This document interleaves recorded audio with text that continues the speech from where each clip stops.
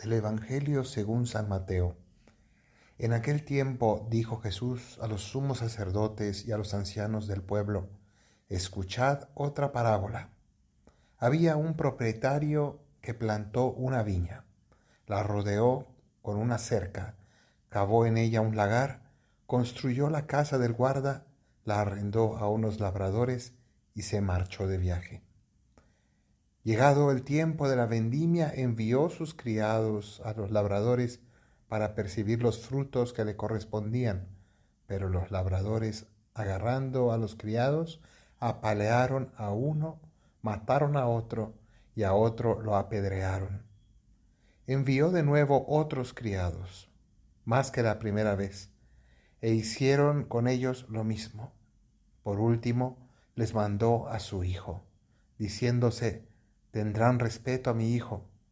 Pero los labradores, al ver al hijo, se dijeron: este es el heredero, venid, lo matamos y nos quedamos con su herencia. Y agarrándolo, lo empujaron fuera de la viña y lo mataron. Y ahora, cuando vuelva el dueño de la viña, ¿qué hará con aquellos labradores? Le contestaron: hará morir de mala muerte a esos malvados y arrendará la viña a otros labradores que le entreguen los frutos a su tiempo. Jesús les dice: ¿no habéis leído nunca en la Escritura: la piedra que desecharon los arquitectos es ahora la piedra angular? Es el Señor quien lo ha hecho. Ha sido un milagro patente. Por eso os digo que se os quitará a vosotros el reino de Dios y se dará a un pueblo que produzca sus frutos. Los sumos sacerdotes y los fariseos, al oír sus palabras, comprendieron que hablaba de ellos, y aunque buscaban echarle mano, temieron a la gente que lo tenía por profeta. Palabra del Señor. Esta parábola, en primer lugar, tiene un sentido histórico. Jesús está hablando de que los actuales dirigentes del pueblo de Israel, es decir, los de su tiempo, eran unos hombres que se habían apropiado de las estructuras religiosas y del pueblo elegido, y que ya no rendían cuentas a Dios, sino que hacían lo que querían con la vida espiritual del pueblo, y que habían impuesto sus propias normas y que por tanto ya no querían rendir cuentas a Dios y no querían aceptar al Hijo de Dios, no estaban dispuestos a obedecer al Señor.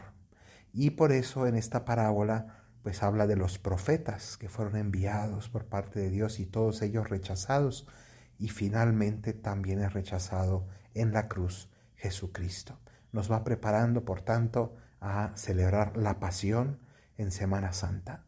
Pero es un mensaje no solamente para aquellos hombres de esa época, es también un mensaje para nosotros. Esa viña, que hoy podríamos llamarla una hacienda o una finca, este señor que tenía esta hacienda produciendo, pues la había confiado a unos administradores que debían rendirle cuentas, y sin embargo pues se rebelaron, se adueñaron de esa finca o de esa hacienda. ¿Qué podemos aprender de esto? Pues que en realidad nuestra propia vida es esa finca, es esa hacienda que el Señor nos ha encomendado a nosotros. Somos administradores, no somos los dueños absolutos. Sin embargo, el pecado es cuando nosotros nos rebelamos, cuando nosotros nos adueñamos de lo que solamente es de Dios.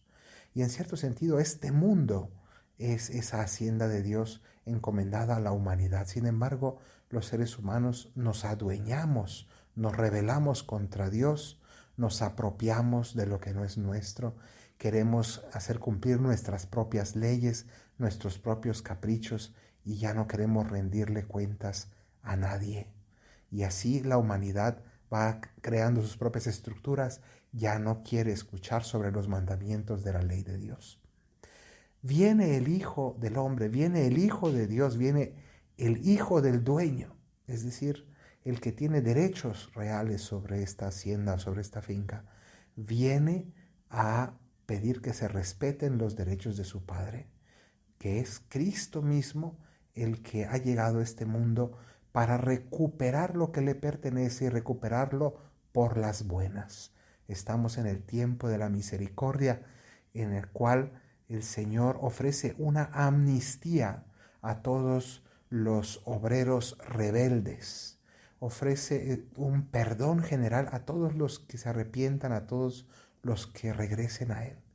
Pero en cambio, como también anuncia esta parábola, aquellos que se resistan a obedecer, aquellos que no acepten las reglas del juego, aquellos que no se arrepientan de su obrar y no se rindan ante el verdadero dueño, al que tiene las escrituras en mano, al que es el propietario verdadero de este mundo y de nuestra propia vida, quien no se rinda ante los derechos soberanos del Señor, entonces aquí nos dice que llegará con la fuerza pública y hará cumplir sus derechos, y a quien no se rinda ante Él le irá muy mal en la segunda venida de Cristo, que será gloriosa, ya no como la primera venida en la carne, en Belén, humilde, pequeño, lleno de misericordia, con un mensaje de perdón,